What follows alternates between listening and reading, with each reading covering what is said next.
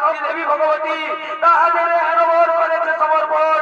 এই সৃষ্টির দেব দৈত্য কিংবানর কারো অস্তি তাহাদের হবে না মরণ, তাহাদের নিজের ইচ্ছা অনুযায়ী হইবে মরণ।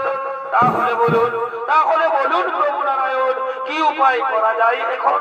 শোনো শোনো যত দেবতাগণ, আমরা সকল দেবতাগণ মিলে আজ্ঞা শক্তি দেবী ভগবতীর লইব শরণ। অবশ্যই হবে ওই দুই দৈত্যের নিধন, তবে তাই হোক প্রভু নারায়ণ।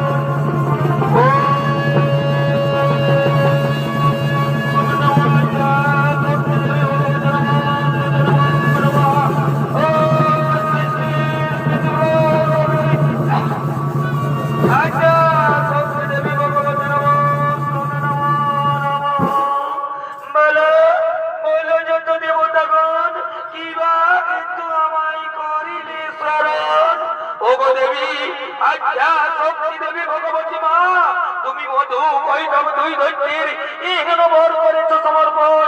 এই সৃষ্টির দেব দৈত্য কিংবানর কারো অস্তি তাহাদের হবে না মরণ, তারা এখন সর্বোপরি করেছে আক্রমণ, আমাদের দেবতাদের নানান ভাবে করছে নির্যাতন। বলো বলো মাগো, কিভাবে হবে ওই দুই দৈত্যের নিধন? শোনে শোনে যত দেবতাগণ, এর জন্য চিন্তার কিছু নাই গো কারণ। আমি আমার মায়ার দ্বারা দুই দৈত্যকে আচ্ছন্ন করছি, তোমরা কৌশলে তাদের সঙ্গে করার অবশ্যই হবে ওই দুই দৈত্যের নিধন, তবে তাই হবে মা, তবে তাই হবে মা। আচ্ছা তুমি দেবে ভগবতী মা, তবে তাই হবে মা। সর্বোপরে তোমার নেই রয়েছে তাই না? কিন্তু না, তোমরা এসো আমাদের সঙ্গে আমরা তোমাদের সঙ্গে যুদ্ধ করাই অতি প্রসন্ন হয়েছি। আজ আমরা তোমাদের কাছে যুদ্ধে পরাজিত, তাই দৈত্যগণ তোমরা আমাদের কাছে বর চেয়ে নাও বৎস। তোমরা যা বর চাইবে সেই বরই আমাদের তোমাদের করব সমর্পণ।